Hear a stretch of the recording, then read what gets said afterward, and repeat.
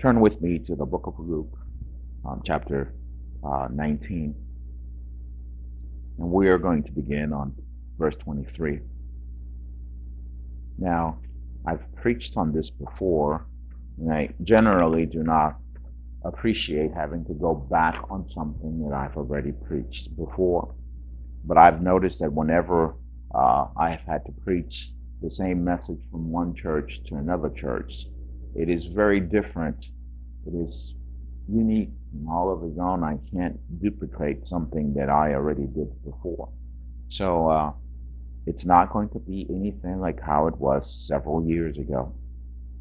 Verse 23, why then didn't you put my money on deposit so that when I came back I could have collected it with interest? Now, the word interest comes from the Greek word tokos. It means primarily the bringing forth a birth or an offspring. Now, God never intended for the people of God to charge interest. Matter of fact, in the law of Moses, it told you not to charge interest to your brother. Now, if you did loan something to someone, it was for the purpose of helping them.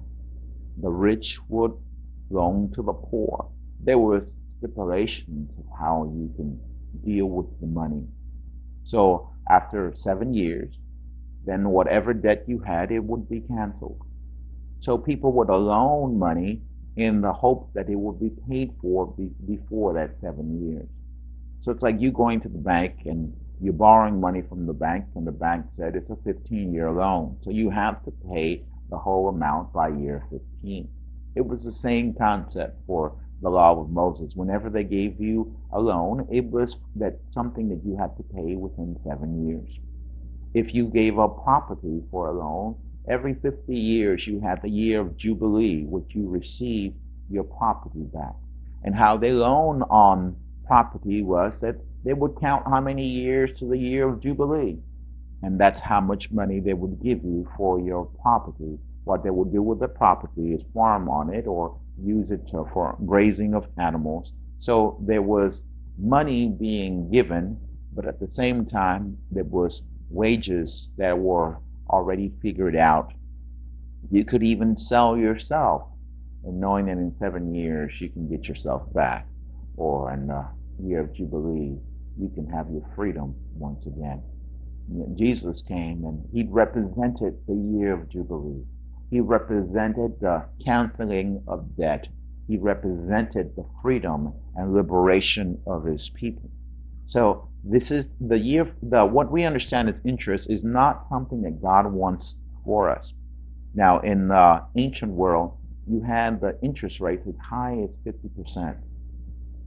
Now, if you've had credit cards, and some credit cards, 21%, 22%.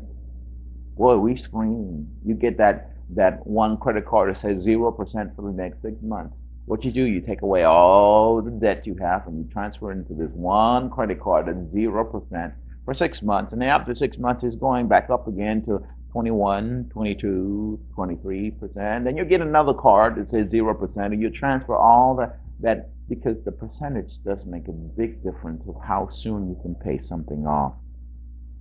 Now, this is not God's best. This is not what God intended for the people. Borrowing money, it's not a sin. So if you have to borrow money for your house, none of us have thousands of dollars in the bank that we can pay off the house cash. There are those who can. And those who can, surprisingly, borrow money. They don't use their capita. They use their capita of saying, this is my money just in case.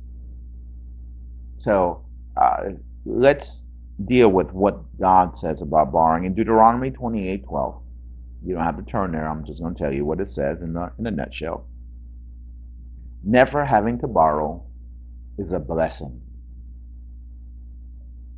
Isn't that awesome? Never borrowing money to God is a blessing. You ever had someone call you because you owe? See, don't you just want to pay it off? If you had the money, wouldn't you just pay off the whole thing? Having a debt due, it's a horrible thing to deal with. We live in a society right now, and this is the estimation of the United States government. 25% of the houses right now are vacant in the United States. 25%. A quarter of houses are now vacant. Now, I had a meeting this past week, and this gentleman was stating that in the city of Anniston, you have what's called white flight. And it took me a moment to understand what he meant with white flight. Because there are two words that you never would automatically put together. White, of Caucasian people, and flight as fleeing and leaving. I said, okay, why is white flight an issue? Says, simply put, their property and they no longer want it, so they just left it and went and moved somewhere else. What? They just left it. No, they just left it. Most of West Anniston is owned by Caucasian people. Matter of fact, the original city of Anniston was in West Anniston. There was no east side. It was just the west. They had nice Victorian houses in West Anniston. You have to see the pictures of when they used to still travel with horse and carriage. What Noble Street was the primary street, and it was cobblestones.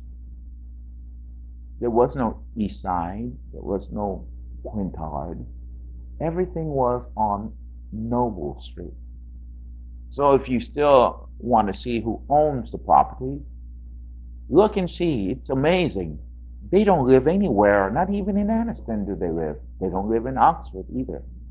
You have people that live in Pennsylvania. You own a property in Anniston, Alabama. You live in Pennsylvania, in Virginia, Vermont.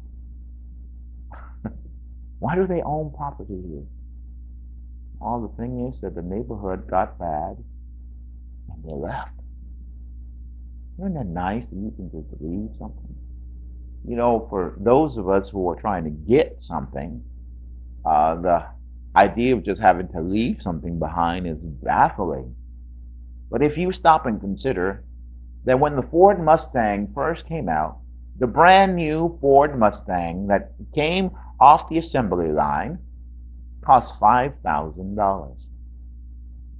$5,000. Brand spanking new. Better built than most cars today. Now, if you try to buy an original first Ford Mustang, you're not going to pay $5,000 for one. You're not going to pay $10,000. Not 15. Not 20. The original Ford Mustang, you're looking at least $50,000 for something that costs $5,000. So for us, when we're looking at people abandoning property, they didn't pay what we pay. They paid less money. When you have mortgage payments that are $80 a month, like, okay, people that live in the project pay $80 a month. So the idea of someone just leaving it behind, it didn't cost them that much in retrospect. Then the economy was different, then it cost them. But in retrospect, it wasn't a lot. So they kind of look at it and said, oh, it's not a big deal. Just like our house, give it another 100 years, it'll be like, oh, we didn't pay that much for it. It's not a big deal. Now when you have that much money and more sitting in the bank. So people are leaving. They're leaving the city. The city is becoming a ghost town. You have many buildings that are empty. But then you go to Miami, Florida, where we grew up in. Do you know 10 years ago, there were no properties available? If you wanted to have a church in Miami, Florida, you could not get zoned for building a church if there were not properties available. And you had to see the commotion and the fight when the Winn-Dixie closed. because you had about 100 churches trying to bid on buying the same building. I mean, a building that you could have gotten for $2 million, by the time the church started bidding on it, it was up to $15 million. You know, it's, hey, we want it. It's a big building. It's available. It has parking. So many former Winn-Dixie became churches right away. And now, 25% of the buildings are vacant in Miami, Florida. Who are these people? They are people who own more than one house. That was their vacation house. That was their getaway. And they thought, hey, let's pay for our house and give up the getaway. So it's sitting there vacant. I mean, $1 million houses that you can buy now for hundreds of thousands of dollars. If you said, well, if I had hundreds of thousands of dollars, I would buy the property right away because they're millions of dollars worth. As a matter of fact, Pastor Chris was telling me it's a great time to buy a property in Orlando. You have all these luxury houses that are being sold for hundreds of thousands that were originally $3 million and $4 million. I said, so what is that? Huh? Yeah, Paul White, right. So, well, how can they do that? What does this have to do with interest? So first of all, I told you that's not God's perfect plan. We're going to start there. Not God's perfect plan. Deuteronomy 28:44, it says, borrowing is a part of the curse of the law. That's part of the curse of the law. And what's the law? The Old Testament. It's not the New Testament. We're no longer under the law. We're under grace. But you know, we have to function in the confines of the law. You cannot do away with the 10 Commandments. Well, that's part of the law. Yeah, well, because we're under grace, we still have to follow the letter of the law. We know that the word killeth, but the Spirit gives life. So the Spirit inside of me causes me to keep the letter of the law. Proverbs 27:7 says, the rich rules over the poor, and the borrower is a servant to the lender. So when you borrow money, you now have enslaved yourself to the lender. So how is that? Do you get that statement? You have a mortgage payment? You ever were late on your mortgage payment? See, the lender reminds you that you're subject. There's a little pink letter that comes in the mail. Hello, you didn't pay your payment. You got to pay your payment. If you don't pay your payment, we take away your house. It is amazing to think of how many foreclosures there are still going on right now. It's not that they haven't stopped. People are still being foreclosed. And we thought for a long time that Alabama was insulated with some of these things. In our own block, we've had 2 houses that were foreclosed. So why were they foreclosed? Because they couldn't pay their payment. But here's the irony. You have people that were foreclosed who have paid on their house for 20 years, for 25 years. They only owe 5 more years. The truth is, they still don't own it. Do you know that? They still don't own it? Here is something else to be thought of. Even after you pay your house, you still don't really own it. Because if you don't pay your taxes, it can still be taken away from you. Something that you paid for and you owe clean and clear, you got to pay taxes on it. You have to pay your taxes. If you don't pay your taxes, the state can't take it away. And they can't sell it to somebody else who paid the taxes.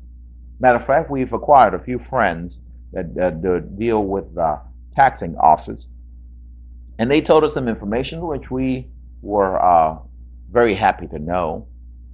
It said there are people and companies and corporations that look for hotel buildings, and they look for these Winn-Dixies and Publix and, well, not Walmart. Walmart will never be on that list. And they said as soon as those people owe taxes, they will pay their taxes for them. And I thought, well, how nice. This is wonderful. So, you have corporations that are looking for to see these big buildings and they're paying taxes for them. That's great. No, no, no. That's not why they're doing it. They're not being friendly. What they're doing is they're hoping that they will not pay their taxes. And that way they can acquire their building by the tax deed. Now, at worst, they have to return their funds with interest. Use the word interest again. Now, I started telling you this was not God's best for us. So let's go back and see why this is not God's best. Let's read the verse again. Why then didn't you put my money on deposit so that when I came back, I could have collected it with interest? Now, God is speaking to this one person, and this one person was given a talent. Now, a talent is an amount of money. So it is money that is given. It is not something as property or as goods. It is money. Now, what God is telling this person is, at worst, the worst that you could have done is taken the money that I gave you and give it to somebody else who is familiar to know how to invest it. So at least I can get that back. Now, understand this. To give it to someone else, it's kind of lazy, isn't it? Isn't it? I got it. It was given to me, but I don't want to use it. So I'm going to give it to somebody else so they can use it. Now, this is not how this parable started. This parable started first with one getting 10 talents, with one getting 5 talents, with one getting 1 talent. And here it is. It is not fair. Come on, let's look at life realistically. How many of you were born with a lot? I don't know anyone in here that was born with a lot. You were born with some. You were born with less. Understand this. Every American is rich to the eye of the world. We're 5% of the world's population, but we use up 72% of everything. We're rich, aren't we? When we think of houses, we don't think of shacks. We don't. When you are going in there dreaming, which neighborhood did you go dream at? I know which neighborhood I always pick. The ones that have those big, humongous houses. You dream up, you don't dream down. But how many people around the world would love one of those shacks? Love one of those houses that are leaning to one side. One of those houses where the roof line is not straight, it kind of curves. How many people would love that when you walk in, okay, that floor is going in an angle? Come on now. How many people would look at that and say, man, I would love to live there? The truth is, most of the world would. Most of the world would look at one of those houses and say, man, that one day, I'm going to get a house like that one. No, we don't dream that way. You know how we dream? God gives us something, and that which God gives us becomes as if God gave us nothing. Man, I'm stuck having to live in this house. I'm sick of the floor plan. Oh, man, I'm sick of my kitchen. I'm sick of those cabinets and the sink. I'm sick of that toilet. We go through what God gave us. We don't appreciate what God gave us, but we never stop to consider that somebody in China would love this house. Somebody in China would pay a lot more than what I'm paying for this house. Someone in Kenya would appreciate the air conditioned unit I have, even though it's wasteful. See, none of us stop and think of all that we have. God constituted it as a talent. I gave you this. What did you do with what I gave you? You know what we did? We looked at the one that had 10 and said, this is not fair. Why they got 10? I got 1. That's not right. You know, they come from good family, so they were just given 10. You know, we call that growing up with a silver spoon. Didn't have to work for anything. I remember watching a TV show, and the TV show was, all the characters on the TV show came from rich families, wealthy families. And they had to do it rough and tough for a week or a month, who knows how long. And I watched as those people complained and complained, and you can't expect me to ride that horse. Why am I going to take the cattle from me? I have people that we pay to do stuff like that. You know, what about my manicure and my pedicure? Oh, I'm sweating. I never sweat. And we're looking at these people and thinking, y'all so spoiled rotten. The truth is, that's all they know. They were given lots more talents than us. But the ones who are given much create much. You want Donald Trump money? Then you need to act like Donald Trump. How many of you have Donald Trump influence? I know I don't. I know I can't call a meeting and all the richest people in the city won't come. I can invite them, but I'll be eating the hors d'oeuvres by myself. I just don't have that circle of influence. I was not born into that. I may have been given just one talent, just a little bit of money. Turn with me to the previous chapter. No, I'm sorry, to chapter 16. Chapter 16, starting at verse 10 of Luke. Whoever can be trusted with very little can also be trusted with much. And whoever is dishonest with very little would also be dishonest with much. Now, why is it that God does not give you more than what you have? I mean, that's been my question. God, what is it? Why am I not getting more than what I have? So here it is. Luke is going to point it out for you very graciously. If you can be trusted with a little, then God can trust you with a lot. So why don't you have more? Because you're not trusted with a little. You're not dealing with the little that you have. You're not being consistent. You're not being faithful. Well, if you're not being consistent and you're not being faithful, then you're being dishonest. Oh, I didn't say that, did I? I'm not looking at what the rich person down the street has. See, I've come to learn something throughout my years. I had a piano student several years ago when I was living in Miami, Florida. You walk into this person's house and you will think, oh my goodness, you are loaded. I mean, you are rich beyond belief. Their house from the outside looked very normal. There's nothing that stood out from this house among other houses. But you walked in the door and you saw this red marble tiles.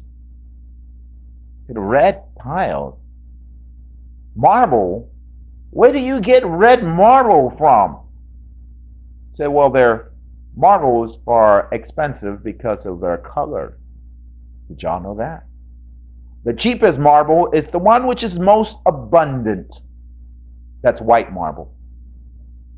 White marble is the most abundant marble. Now, what makes marble expensive is not the stone itself, but it's the way how it's cut. See, you have to cut marble. It's a stone. You have to cut it in slabs. Then you have to polish it, which means that it can break. Now, while they're making them, cutting the marble, it can break. They have lots of marble that just breaks, and then they end up, that broken marble, you end up buying it anyway. You use it as gravel, as stone for your flower bed. That's white. Do you know which ones are the most expensive one? You have the red, the green, and the black. They are the most expensive marble. And here this man had red marble in every room in his house. So I walked in and I said, hey, I'm educated enough in finer things to know this floor is expensive. You probably paid about $50 per tile. How you know? Nobody knows that. Yeah, I know. I've looked at prices. Expensive. Yeah, about $50 per tile. Then I walked into his bathroom, and everything in his bathroom was gold plated. It wasn't brass. It was gold plated. Gold plated sinks, gold plated bathtub, gold plated toilets. Man, you're loaded. No, I didn't think that. I didn't think he was loaded. Walked back into the living room, and here you have figurines that are tall as me, giraffes and elephants and hippopotamus, gold-plated. My goodness, y'all have some really nice things in this house. Then the man stops me right there on my tracks. Wait, before you go any further. I have to share my testimony. I said, no, you don't. I said, this I've learned. Things that are expensive have expensive costs. I said, I don't have to pay for this. And I'm thankful because I don't have it to pay it. I could not afford this red marble floor, so I am thankful I don't have it. I could not afford a gold-plated bathroom, so I'm thankful I don't have it. Now, come on, stay with me, because some of you are going the opposite direction. I wish I had it. No, you don't, because you couldn't pay it, and you would lose it. So now we have to stop thinking the nonsensical way. Now we have to start thinking reasonably. God, let me stay within my means, between my orbit. Let me stay where I can survive and not become stagnant. See, you cannot produce when you're always worrying about how to produce. I mean, I've said this before. I have a mulberry tree that every morning gets full with finches. It's mulberry season. Those finch will stay on that tree for about an hour. And after an hour, they'll all leave the tree. And as you progress towards the tree and look upon the tree, you'll find that every ripe fruit of the tree has been taken. I mean, but that tree is packed with mulberries. And every day they're eaten away. But I've walked by that tree many times. And never have I heard that tree moaning and groaning. Never has the tree said, come out of my limbs. Never have I heard the tree commanding water to flow from its roots. The tree just produces after his kind. But we have 3 mulberry trees on my yard. One produces bigger mulberries. Because it produces bigger mulberries, it has less. The other one produces small mulberries. It's full of mulberries, but they're just a bite. I believe God made that one just for the birds. But I have another third one who produces little of nothing because it's hidden from the sunlight. Bigger trees are hovering above it. If God created trees to act this way, then we need to understand we need to learn from the trees. God may have created me to just feed the birds. Well, be happy feeding the birds. At least you're feeding something. Or maybe something is blocking your light. Maybe you can't produce. So I looked on this family. I said, I know how much this costs. I'm not envious of you. Don't worry, I'm not going to up my piano rate. I'm going to still charge you what I've always charged you. Say, oh, thank you. Because we got all of this before my husband got saved. When he used to sell drugs. And after he got saved, that revenue of money stopped coming. And we still have to pay. You get it now. See, we need to stop looking at the one who has 10 talents and focus on the one we have. Focus on what we have. You cannot be happy going somewhere if you don't understand your journey is important.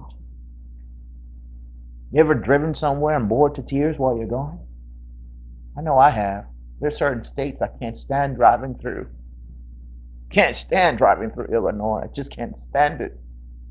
It's like you go through nothing to all of a sudden get to Chicago. What did you see on the way? Corn. I saw corn. Boy, on each side of my window I saw corn. How interesting. Corn. Can't stand driving through Arizona. Just can't stand it. What did you see? Cacti. Saw cacti. The whole journey driving through, I saw cacti. Best thing about Arizona is sunset. When all the rabbits come out. Oh, I saw cacti and a multitude of rabbits. Can't stand it. Can't stand driving through Texas. I just can't stand it. The longest state. You drive and drive. Where am I? Texas. Drive some more. Where am I? Texas. Drive some more. Where am I? Texas. How long shall I be in Texas? See, we don't enjoy the journey when the journey becomes monotonous. So God has made our journeys to have ups and downs. Oh, please stay with me. We hate the ups and downs. Oh, why is it that every time I get something good, something bad happens and I got to be back down here again? And then I'm starting to go up and everything starting to get better and all of a sudden everything gets bad again. And then, I'm over and over. Why is it that way? So monotony will not occur. No one enjoys a life where everything is bad always. Now, let me tell you this fact. No one enjoys a life where everything is good. If you think so, look at the many people who have so much stuff. I mean, look at the movie stars. They have the money. They have fame. They have accolades. They have looks. They have cars. They have houses. They have vacation houses. They have money in the bank. Where is their happiness? How come it's not there?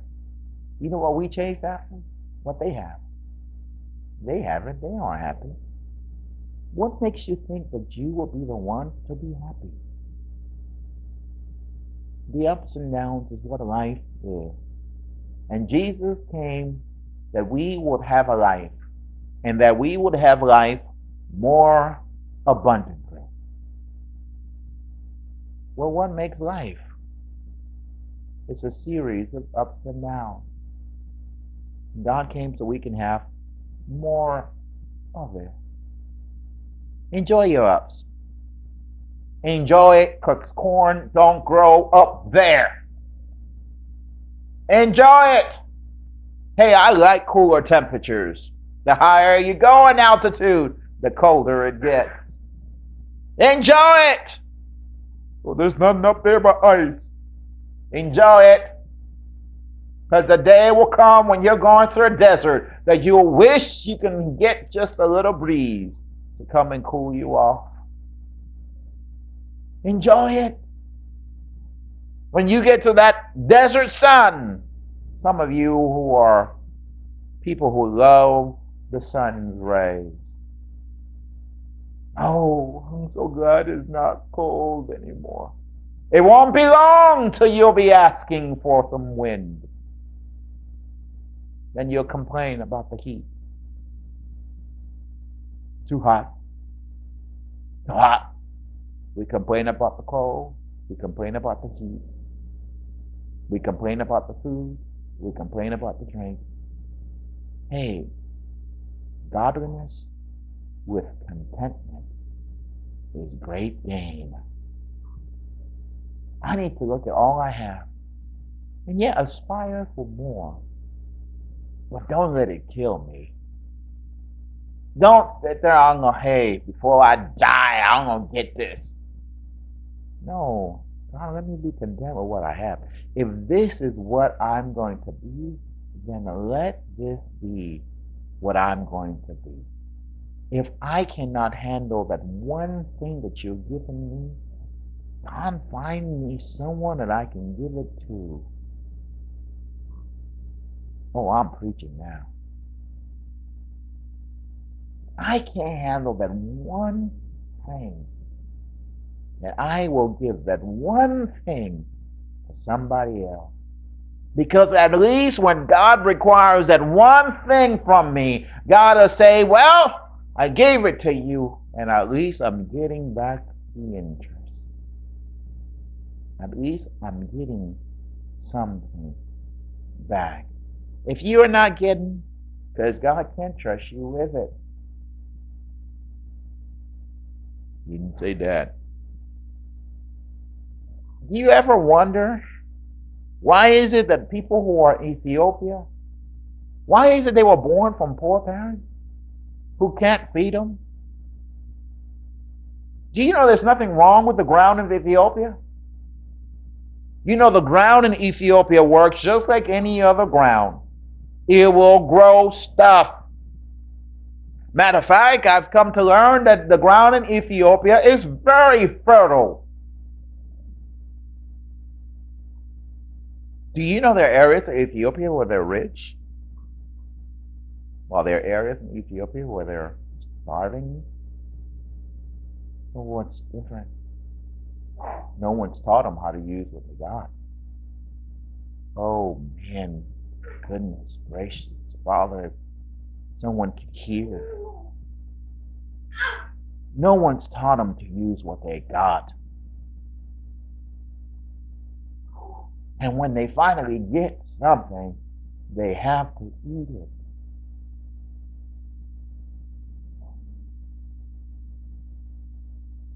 Here is a message of use what you got. You don't have to eat it. You have over and abundant.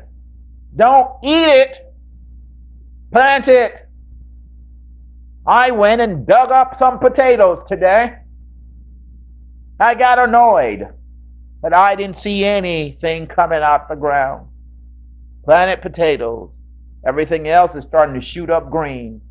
This potato hadn't shot a thing, so I dug one up. To my dismay, it's still a potato. It doesn't have a bud. Don't have anything.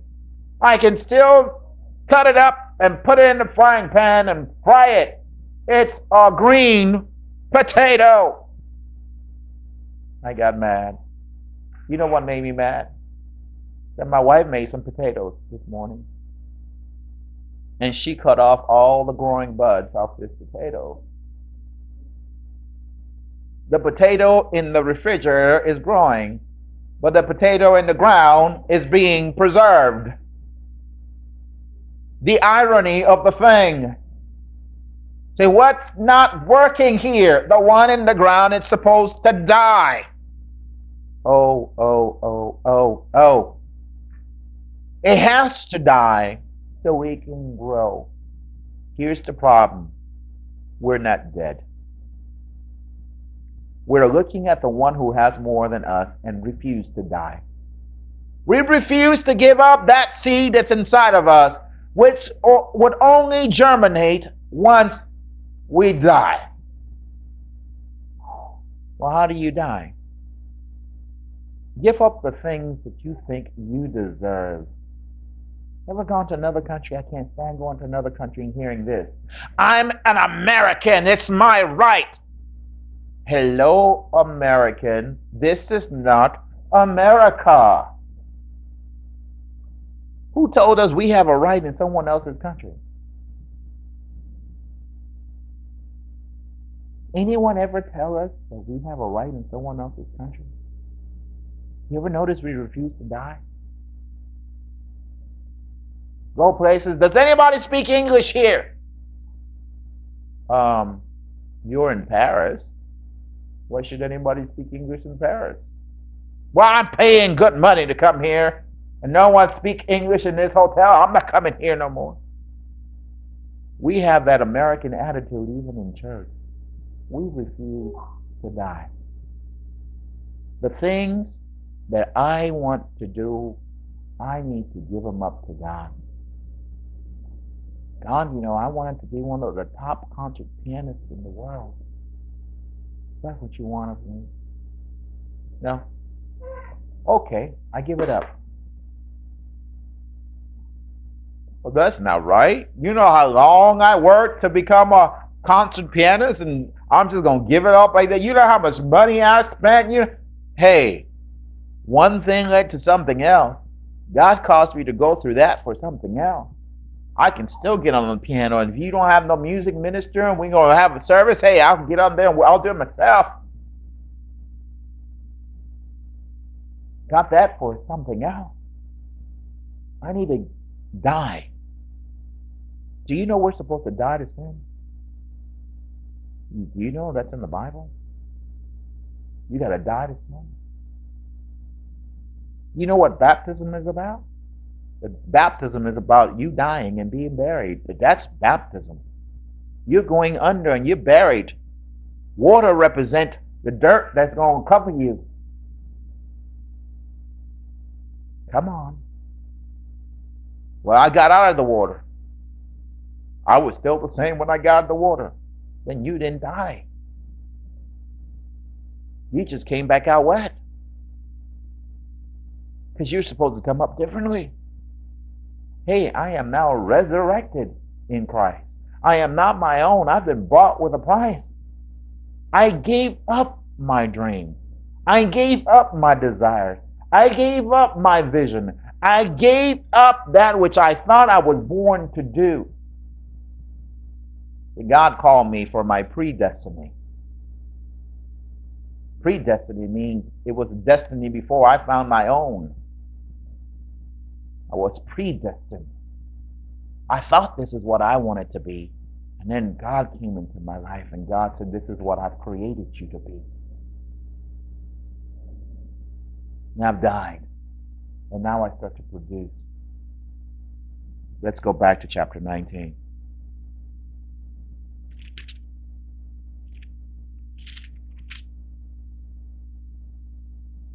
Back to 19. Verse 24.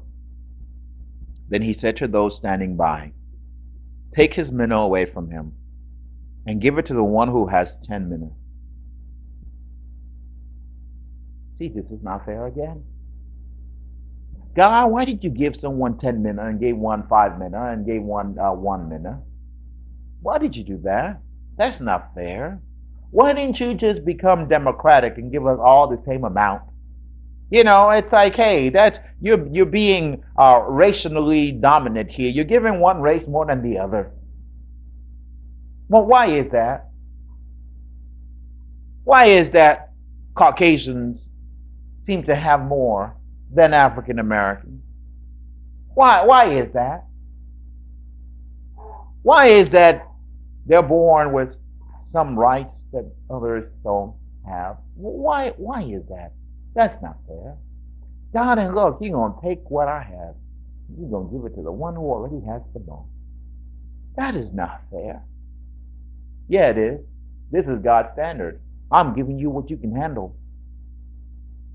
I gave you what you can handle, and you didn't even do with what you can handle. God will not give you more than you're able to bear. That's good things and bad things. Some of you are struggling to get better. We need more. We need to make more money. You need to work on you. Stop trying to get. The getting does not make you better. You can work for 50 years trying to get stuff and have the stuff and have one bad month and lose it all.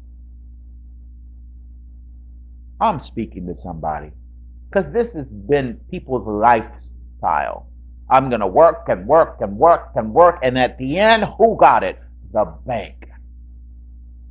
You wasted all your labor. You worked hard. You worked hard. And at the end, you got nothing for it. But you can say you worked. I don't want to do that. Let me be completely honest with you. I saw a movie yesterday where the guy died. And at the funeral, it was the priest and one friend. But before the funeral, there was a hearse passing by. And in the hearse, they put a sign that said Grandpa. And then they had cars and cars and cars and cars and cars behind that hearse. And then when the scene cleared, you had that one man and one priest and one dead man. You know which one I would prefer to be? The one that was in the hearse that had lines of cars behind it. When I lived for myself, all I got was from me, and I can't take it with me. Can't take it with me. You can work hard, and at the end, you accomplish nothing. You worked hard. What is life unless you touch another life? I feel sorry for those people who I had to work hard and focus on my career, so I never had the opportunity to get married and have children. Huh? You know what you've chosen? Well, I chose my career. My house is paid for and my cars are paid for, and I got money in the bank. Yeah, but you have nobody. You have no one to share with. You have no one to give it to. When you die, hey, you're going to end up giving it to somebody else. You worked at it. You got nothing. You got nothing.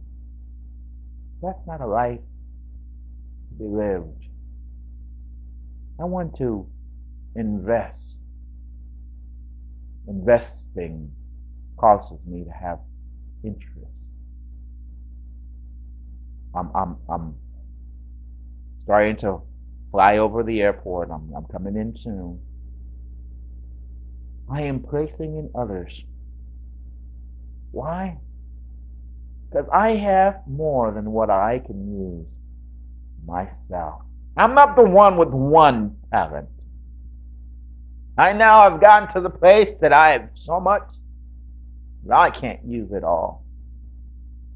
So I'm trying to invest into others, putting into them what they didn't have by themselves.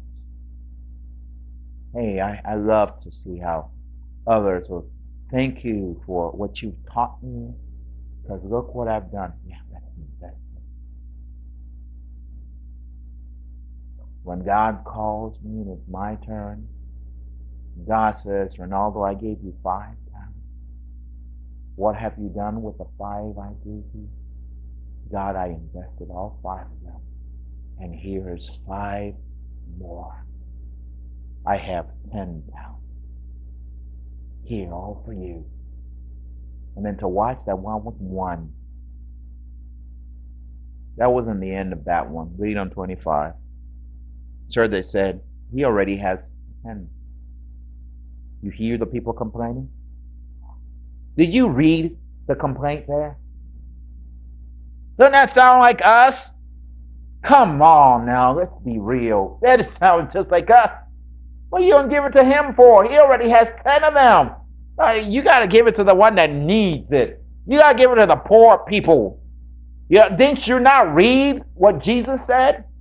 The poor will be with you always. We're always trying to give to the poor. We did that one time. We had a ton of potatoes given to us. 1 ton. 2,000 pounds of potatoes. We took my little old truck and went to the projects. Put a sign on the truck. It said, free potatoes. Come and get it. Free potatoes. And we watched as these doors opened up, and we thought, man, this truck is going to be clean within an hour. And these parents started giving little plastic bags to their 2- and 3-year-olds. And 2- and 3-year-olds were walking to our truck. Put some potatoes in here, please. And they were struggling. We had to help the little babies take the potatoes to their own parents who were sitting there just looking.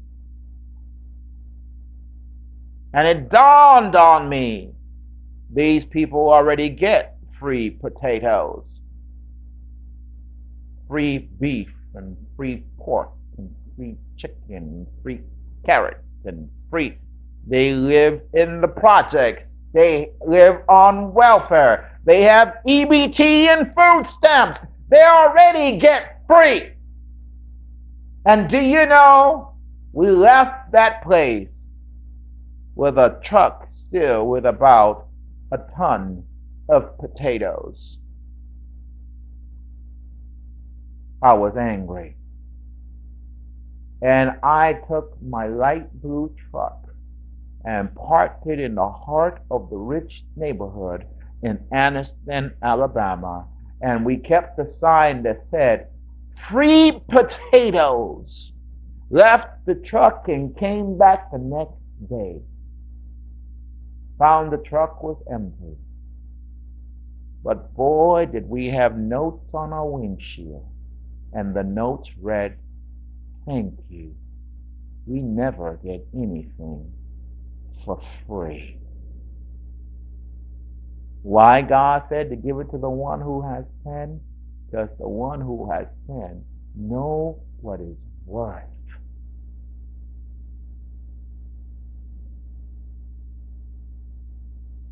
I'm waiting for it to sink in. The one who has know how much something is worth.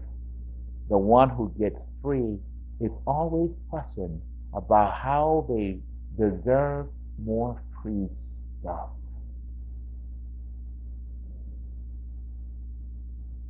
Verse 26, he replied, I tell you that to everyone who has, more will be given. Oh, I receive that. Oh, I receive it, I receive it, I receive it. To the one who has, they'll get more. You want to be in the has category? Because there's a bad category. There's a has not category. I want to be in the has category. Because here's a promise from God. To the one that has, more will be given to. Oh, open up my territory. Expand on it, oh God. Open up my sphere of influence. More. I want more and more and more because I want to give out more and more and more. And here's the has not. But as for the one who has nothing, did you get it? What do they have?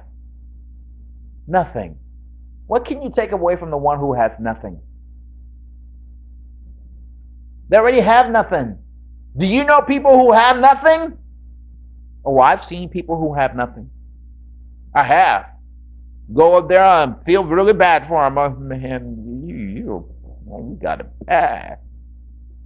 You just, goodness, you sleeping on the dirt and stuff, and look where you live, and man, this little thing can fall on your head at any moment. You don't have anything. Look what God said he's going to do to them. Even what he has will be taken away.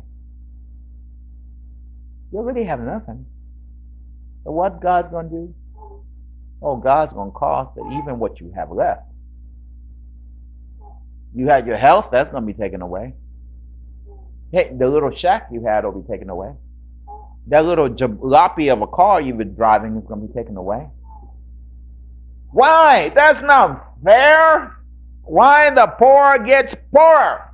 Because you got a poor mentality. You're not working what you got. So God's saying, I'm going to give it to someone that's going to work it. Said God did not create anything to be wasteful. Everything in God's creation has a purpose. You don't like the roaches? Well, let me tell you, if you didn't have the roaches, we'll be living in trash. The roaches get rid of the trash. They have a purpose. Imagine that one roach that gets up in the morning and said, I refuse to eat trash. And that roach's going to die. Because it's missed its calling. Its calling is to reconstitute the trash. Make it useful. But how? Get rid of it. God is expecting us to be useful, not useless. Useful. I've gone into countries and seen people down and out, not up and coming, down and out. And you know, next time you go and see them, they're worse. The next time you see them, they're worse. And next time you see them, they're worse. Why would God be so mean to them? God made a principle. I'm teaching here on a principle. This is how God made the world to turn. He that has will continue getting. And he that doesn't have will continue to be losing. If you got the principle, then you can be on the have spot. It's just like the principle of sowing and reaping. Whatsoever you sow, that shall you also reap. It is a principle. I was born in the have-not category. I know you can go from have-not to the have. I know that God is good and He is faithful. I know He is. Know this for a fact. I was born poor and I was doomed to die poor. But my God shall provide all my needs according to His riches and glory. My God has called me to be the head and not the tail. My God has called me to lend and to not borrow. My God has called me that everything my hands touch shall prosper. I've gone from the have not to the have. But how did I get there? I noticed I had one talent. Did you hear me? I didn't have 10. Didn't have 5. I had 1. I had 1 talent. Oh, you were very smart. You were gifted in linguistics. No. I was a CD student.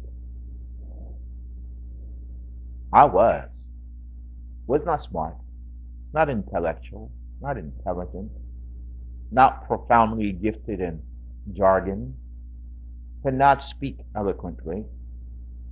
Hey, most of you can tell, was not the most handsome. Was not the stout one and having muscles bulging even from the earlobe. Didn't have any of those outwardly skills that say, hey, you'll be prolific in everything you do. I was not one of those. I was the common kid. I was the one who couldn't even enunciate words correctly. But I found out I could draw. Oh, y'all thought I was going to say music, huh? Oh, give me a paper and a pencil, and I will draw.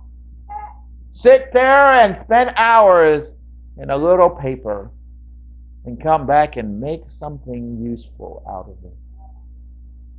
I went to school and they noticed I had a gift. I was an artist. So they sent me to special school. I got to skip school every morning, every Monday, and went to school that was called the Expressive Arts. And the Expressive Arts taught me how to draw better. It taught me how to paint.